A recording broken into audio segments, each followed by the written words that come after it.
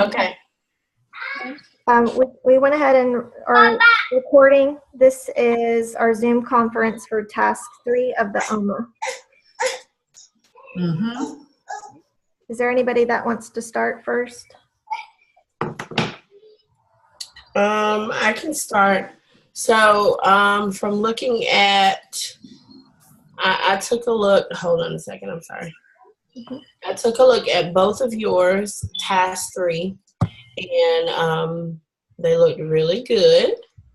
I'm sorry, is this task? Yeah, task 3, Task sorry. 3. I'm like, whoa, task 4, task 3, okay. Task 3, yeah. So I took a look, and they looked good. I'm pulling yours back up right now, Stephanie. Just Yeah. have it in front of me. That's what I'm doing too. I'm just going to have it right in front. Yeah. Okay. So, I'm sorry, I got a little person over here. I think that you included a lot of information that maybe, Stephanie, that other people didn't include, or that I'm not sure if we were supposed to. I don't know. Okay. But you had a lot of information. Like, for instance, like the alignment with the school improvement plan, and then the remediation plan. And I guess those are all good things because that is a part of making that schedule. But I didn't include those things. And honestly and truly, I don't even, because we don't have a school schedule for it. It's kind of up to the grade level. Okay. What they choose to do. So I guess your school has like a built-in INE time. What is that? Just like an intervention time. We don't. What it is, you don't? Okay. No, the interventions are going to occur during their math period, but it only happens twice. Okay. Yeah. But okay. The prompt asks you. Now, is that a grade level decision? That's the school improvement decision. That's why I include that school improvement plan. Oh, gotcha. Part of the school improvement plan was the remediation plan, and so that remediation plan has to be put somewhere within the schedule. And so, okay. Yeah. So I just wanted to make sure that it showed that the schedule reflects that, I guess, in some way. Right. One of the Go ahead. Okay. So I thought that what you had was really, really good. I like the charts, the graphs, the colors. Colors are always good for people like me. I don't know, because I get easily distracted. So I didn't put that was good. That's just, it was from EVOS. I have that right from EVOS. Okay. But I do like how you had everything lined up with the school improvement plan, which made it seem more, it's official, because it's been discussed, it's been talked about, and that's what it's going to be. So I did like that. And then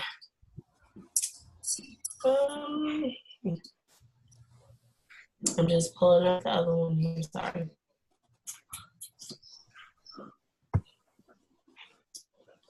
While you're pulling that, I was just going to say, Stephanie, you did have it was really long, and you did have a lot of good information in there. Mm-hmm.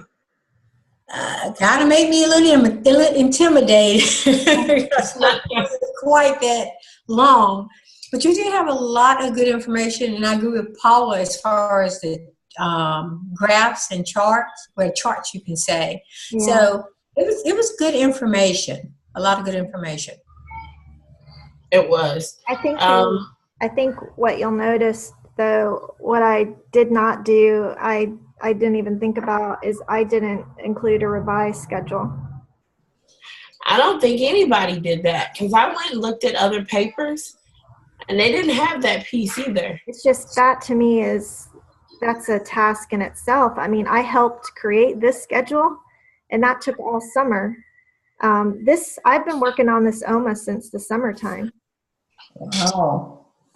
Because remember how I said I knew it was upcoming? So I was working on the master schedule with the principal in the summer. So it was right. To try to create another one is a lot. That's a daunting task. To me, any scheduling is a nightmare. I'm not looking forward to that piece. Yeah. But like I said, I looked at others' papers and I did not see where they made any changes to a schedule or made a new schedule. Okay. So I'm not sure what that piece should look like. I'm really not. Well, It just says revised schedule required in submission. Right. And I mean, that could be minimal changes. You know, it doesn't have to be these big changes. It could be you flip-flop a lunch or, you know, flip-flop whatever. You know, for us, it would be a recess or, you know, and for our school, 5th grade can't come off their hall until lunch, which is after literacy block for everybody else. Okay. Because they don't want us to be noisy in the hall. So that could be a change that I can make to my schedule. It's a small change, but, you know. I think that's what I'm going to try to do, but it's, for the middle school schedule, it's tough because you have so many, and Ann knows this, you have so many different groups going everywhere. Right. If you make one little change, it can mess up a whole big thing. The only way to see if it worked out is to go ahead and put it into Power School, that system, and I don't know if I'm allowed to go back and do that. I don't know if you can make changes, but now at the school where I am, our school is a school within a school. It's at Magna Vista High School, and as you know, I teach in Warrior Tech, and it's kind of confusing because we have so many different schedules. Because we have the regular teacher schedule, then we have Warrior Tech schedule. I mean, it can become, as Paula said, daunting and a little bit, well, not a little bit, and confusing a little. When you were doing yours, did you find out and see if maybe different assistant principals work on different schedules? Like maybe one assistant principal does the one schedule for your particular program and somebody else does the other schedule? Yes, Miss Tatum, who is my assistant principal and the director of Warrior Tech, you know, she is responsible, you know, for keeping us on track. Okay. Each person, we have 3 assistant principals and a principal. So we have like Miss, I don't know if we need to use names or not, but I'll just use initials. Okay. Miss P does 9th grade. Miss T does 10th grade. Mr. M does 11th grade. And then Mr. B does 12th grade. Okay. So it's just, it's a lot. And it was challenging. So I wonder if you could have just taken one maybe and worked with it, because that you have a lot of you have like what, 1,000 you said? Mm-hmm. Over 1,000 students, yes. So that I don't think just one person, you know, would be able to do that. No, I'm sure they, as I said, you know, Miss P does 9th grade, but I'm sure they all come together and sit down and look at it and, you know, make changes. So it was a lot. I know I have some work I need to go back and do. Yeah, I went ahead and sent in my peer reviews. And basically what I do is I just look through the prompt. And then at the very beginning of your review, I just mentioned that just make sure these, you know, certain things are addressed within your review. Going back to the prompt, like checking to see if your current schedule aligns with what the school improvement plan stated, which if they didn't state anything, then it doesn't really matter, because sometimes the school improvement plan has no say. Looking to see if like there's an alignment with the schedule and your special populations. There might not be, or there might be. But like the way our schedule has to go, for our school, we have to make sure we have one EC teacher. We have to make sure that when we schedule our EC classes, they're not scheduled at the same time.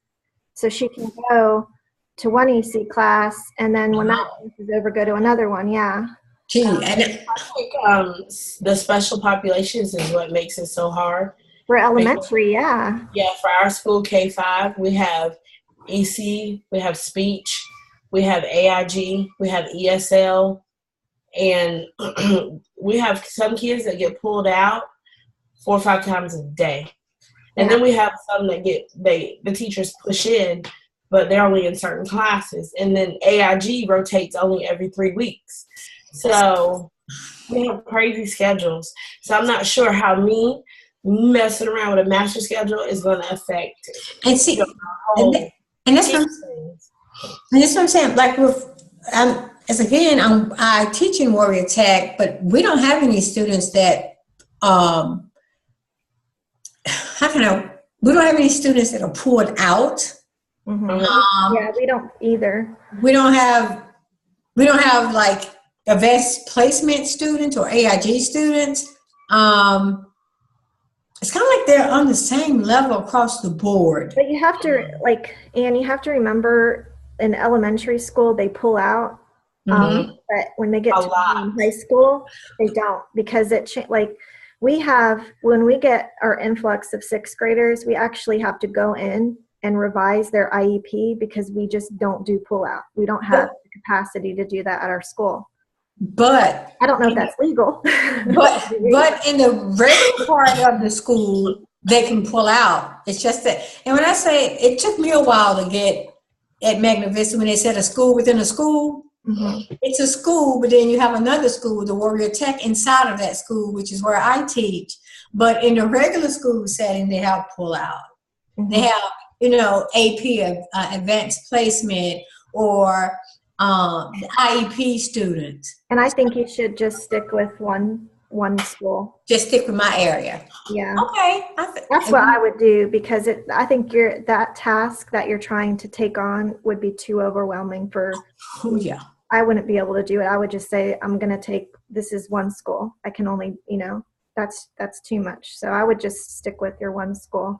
Right. It would be interesting enough to learn about it, because I thought it was interesting to know that this program is taking place. And I think I even added in my peer review for you, like, I wanted some more information from you about like this whole school and what laws are like going on that's allowing all this to happen. Like the kids are only in, 2 periods, and the teachers get the other 2 periods to Yes. I teach, my first class is from 8:10 to 10:10, second class.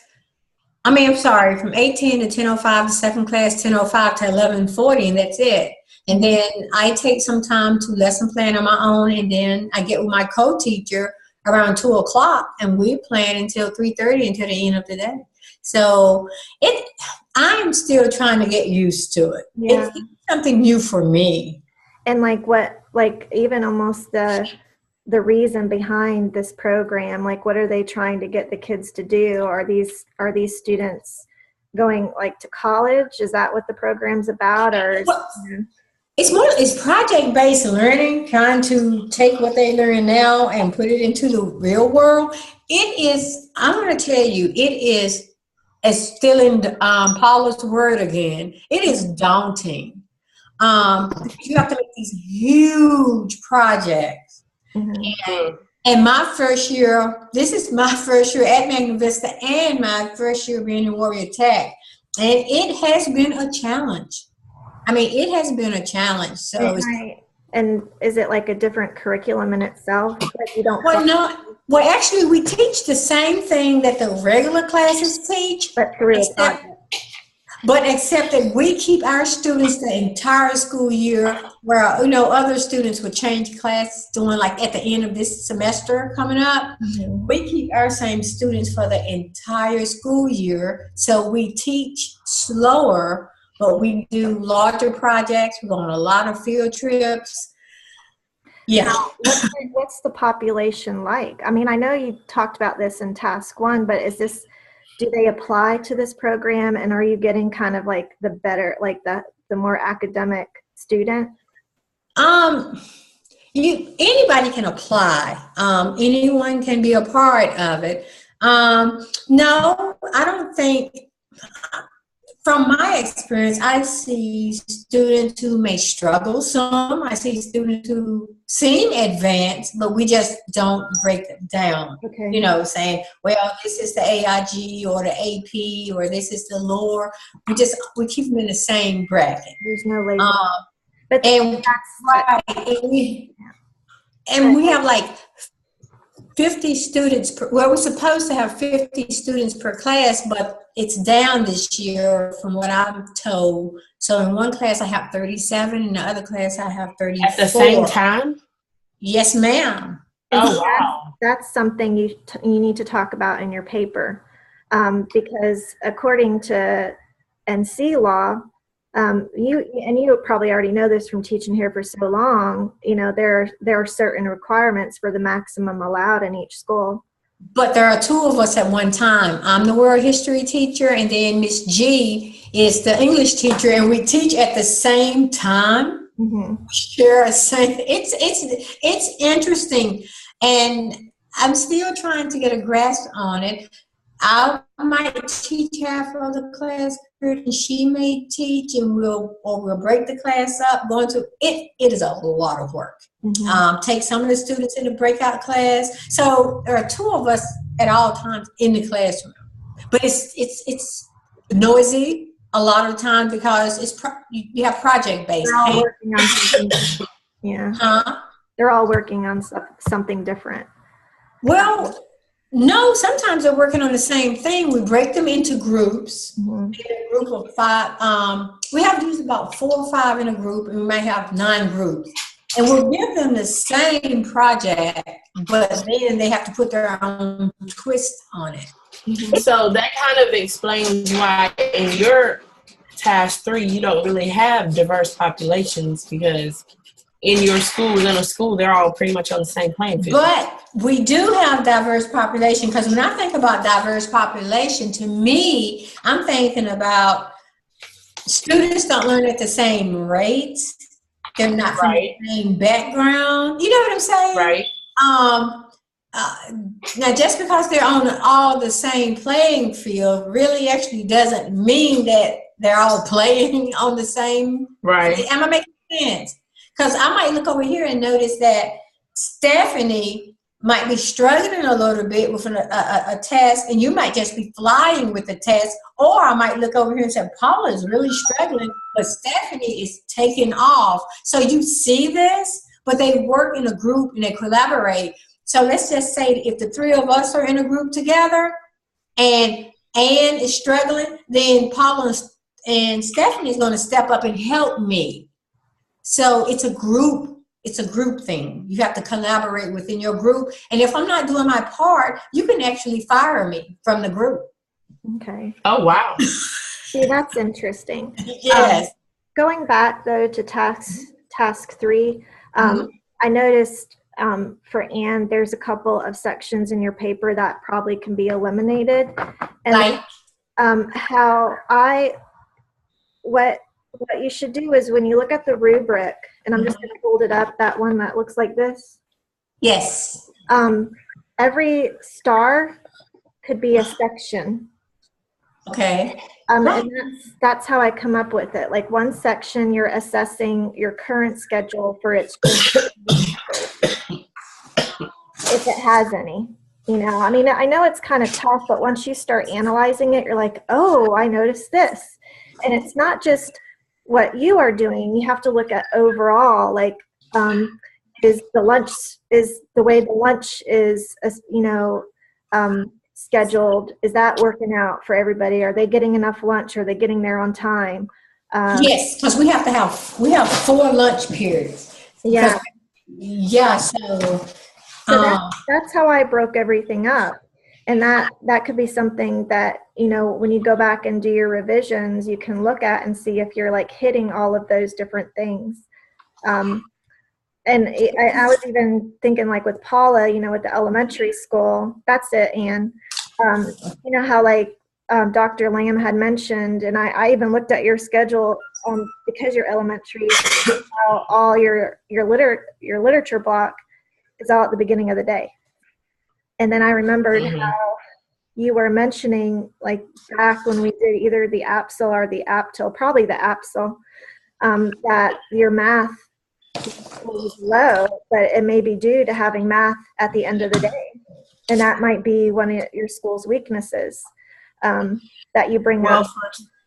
Right. I don't know, like for 5th grade, we have math right after reading. So we have reading, math, Then we take lunch. Science is actually at the end of the day. Okay. So for us, and science is our shortest block.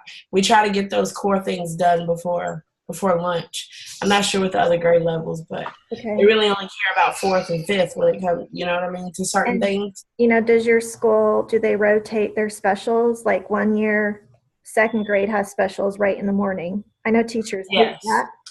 Does the next year another group get that? Is it like rotated maybe, so you're not dealing with, okay. Last year, fifth grade had the middle, like before lunch. This year, fifth grade's at the very end of the day, which sucks. But next year, well, with us being on that new hall, I don't know what'll happen next year. It might be the same. And see, that's I think one of the things that could be addressed in your paper. And then when you do that revision, that could be part of your revision, just that you know that you have to do a rotation each year. Okay. Yeah. I noticed that you mentioned, Paula, in your paper that your teachers don't have duty-free lunch, and that's against the law. No. Right. So your SIT team, I actually found a written statement that was done by like Rick Glazier and all the other representatives that said that the SIT team must come up with a plan to make sure teachers have duty-free lunch. So what you have to do is you have to find other staff members that can come in and give you that duty-free lunch that you're supposed to have. Well, we have other staff members. We have IAs. There are 6 IAs in the building, but our kindergarten and first grade teachers are not willing to let them go. So they're going to have to, just for that, maybe for that time or something. I don't know. See if that works out somehow. I'm not willing to take on that fight. I mean, just for the sake of your paper, you know. Right. Because that's what I'm doing. I know my principal. Every time, like, we had our meeting and I discussed changes, and she's like, "That's not gonna work." But I had to, you know, as part of this project that we're doing here, we had to have those discussions with our administration. Well, when I was at the middle school last year, we didn't have duty-free lunch because we had to walk our students to lunch and eat lunch. And Paula is right. That is a fight that she does not want to touch. Because it's not, I'm just going to tell you, it's not going to happen. It's not going to happen. I'm going to tell you what's going on right now. We actually are bumping heads now because for third, fourth, and fifth grade, we're supposed to get IAs to do interventions. But the time that kindergarten is willing to give us their IAs is our reading block. And I'm not willing to send a child out of my reading block to get 20 minutes of interventions from an IA, and we want their recess time.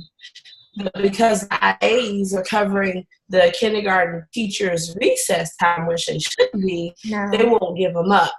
So right now we have an interim principal. Our principal left, and we have our AP, and it's kind of like no one's willing to stand tall on this and be like, look, this is what it is. So I'm doing my own interventions, which put more heat on ourselves, but we're doing it. And so our kindergarten teachers right now are getting their specialists, their planning time, plus their recess time, because they're in their rooms in that time as well. And the IAs are watching kids, which is against the law. And sometimes they don't come watch their kids at lunch because the IAs are. So it is a big issue at my school right now. But see, that's perfect, because that's exactly what you need to talk about in your paper. Right. I didn't even think about that. I should put that in my paper. I mean, and not like but I mean, in a sense, we're trying to make changes for the good of the school, not we're trying to always please everybody. And if it's in the duties of your IA to do what you're asking them to do, then they have no say. They might not like it, but that's just part of their duty, you know. They're flexible creatures, you know. We get pushed and pulled and have to have a lot of duties. Elementary teachers would be surprised some of the duties that high school, middle school teachers are required to do. You get a stipend each year because we have to stay after school for hours doing clubs and sports and all those other extracurriculars. So it's just, I think those are the things you could look at and just play teacher. Basically, what you're doing is you're playing around and you're saying, like, if this was the perfect world, what would my schedule kind of look like? Right.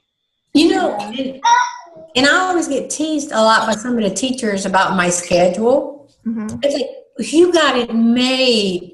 Like, no, I don't. It sounds like I have it made, but I do not. Yeah. Because of the work that is involved,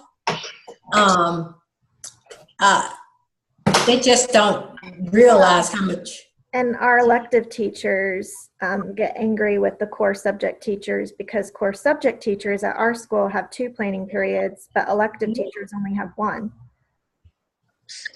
Yeah, and we have, and you know, So they're teaching 6 sections a day, and core teachers only have to teach 5. and see, and I'm doing 2 a day, and they're 90 minutes each. There are 2 of us. But you know, a lot of teachers, you will hear them say, you all have it made, but it is a lot of work. It is a lot of work, and I just, I don't know. It's difficult. Always, you know, our schools, any school you go to, there's just always going to be fussing. That's just how us teachers, that's how so, but I think that my reviews that I sent you out kind of was just really specific and things that you should look for, and that's all I did is I just went down that rubric, and that's just what I discussed. And maybe I was a little overzealous in some of the things, but I mean, it is what it is. You do what you're supposed to be doing. Yeah, but that's what I would do. Is just go through and just pick those things out, and like for evidence of input from faculty. What I did is I just basically looked at the teacher working conditions survey, and I looked at how teachers felt about the planning time that they had and the class size and so forth. And so, of course, every teacher complains about class size. And that is a weakness at our school because we have our core classes are huge. We have our EC class with 28 students, but then a Latin class at my school has 8 students. Oh. But I think it goes back to at the very beginning when building the schedule was done.